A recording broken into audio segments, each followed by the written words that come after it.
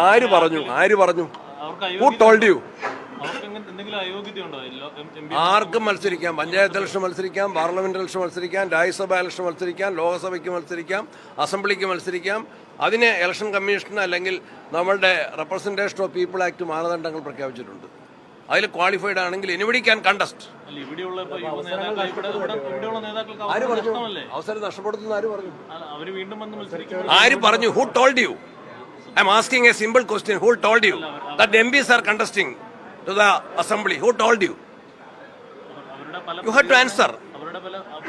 ആര് പറഞ്ഞു? ഒരാളുടെ പേരിങ് പറ. അങ്ങനെ അല്ലാത്ത കാര്യം നിങ്ങൾക്ക് ചർച്ചയ്ക്ക് സമയം കളയണ്ട. വേറെ ഒരുപാട് കാര്യങ്ങളുണ്ട്. നേരത്തെ പറഞ്ഞ പ്രധാനപ്പെട്ട വിഷയങ്ങളിലേക്ക് നമുക്ക് പോവാം. That is baseless. ഇപ്പോൾ കോൺഗ്രസിന്റെ അസംബ്ലി സ്ഥാനാർത്ഥികളെ നിശ്ചയിക്കുന്ന സമയമല്ല. തദ്ദേശ തെരഞ്ഞെടുപ്പിന്റെ പ്രവർത്തനങ്ങൾ, വോട്ടർ പട്ടിക, വാർഡ് വിഭജനം, അത് സംബന്ധിച്ച് ഭവന സന്ദർശനം, അതാണ് KPCCയും കോൺഗ്രസിന്റെ എല്ലാ കമ്മിറ്റികളും ശ്രദ്ധിക്കുന്നത്. അസംബ്ലി തെരഞ്ഞെടുപ്പിന്റെ കാര്യം തക്ക സമയത്ത് ആലോചിക്കും. ആര് പറഞ്ഞു? Who told you? ആർക്കും മത്സരിക്കാം. Panchayat election മത്സരിക്കാം, parliament election മത്സരിക്കാം, Rajya Sabha election മത്സരിക്കാം, ലോക്സഭയ്ക്ക് മത്സരിക്കാം, അസംബ്ലിക്ക് മത്സരിക്കാം.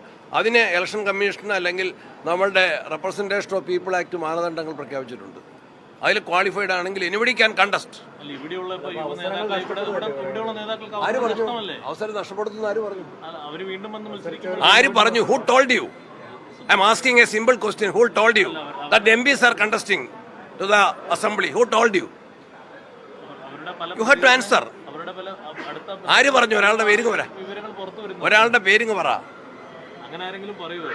അങ്ങനെ അല്ലാത്ത കാര്യം നിങ്ങൾക്ക് ചർച്ചയ്ക്ക് സമയം കളയണ്ട. വേറെ ഒരുപാട് കാര്യങ്ങളുണ്ട്. നേരത്തെ പറഞ്ഞ പ്രധാനപ്പെട്ട വിഷയങ്ങളിലേക്ക് നമുക്ക് പോവാം. That is baseless. ഇപ്പോൾ കോൺഗ്രസിന്റെ അസംബ്ലി സ്ഥാനാർത്ഥികളെ നിശ്ചയിക്കുന്ന സമയമല്ല. തദ്ദേശ തെരഞ്ഞെടുപ്പിന്റെ പ്രവർത്തനങ്ങൾ, വോട്ടർ പട്ടിക, വാർഡ് വിഭജനം, അത് സംബന്ധിച്ച് ഭവന സന്ദർശനം, അതാണ് KPCCയും കോൺഗ്രസിന്റെ എല്ലാ കമ്മിറ്റികളും ശ്രദ്ധിക്കുന്നത്. അസംബ്ലി തെരഞ്ഞെടുപ്പിന്റെ കാര്യം തക്ക സമയത്ത് ആലോചിക്കും.